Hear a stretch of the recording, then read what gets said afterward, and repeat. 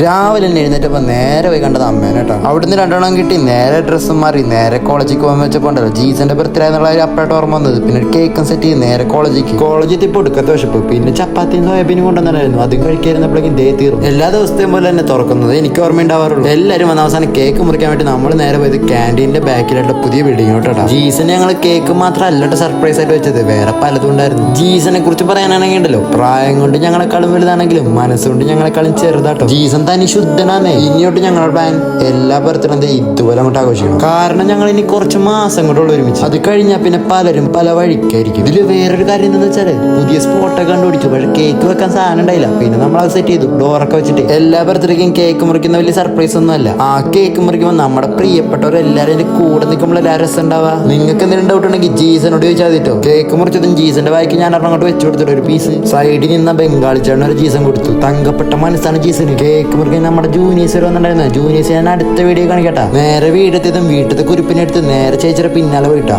എന്തിനാന്നൊരു പേടിച്ചിട്ട് വീട്ടിലത്തെ കുഞ്ഞു കുരിപ്പ് ഞാനങ്ങോട്ട് ടാറ്റ പോവാ. അപ്പൊ എല്ലാവർക്കും ബൈ ബൈ.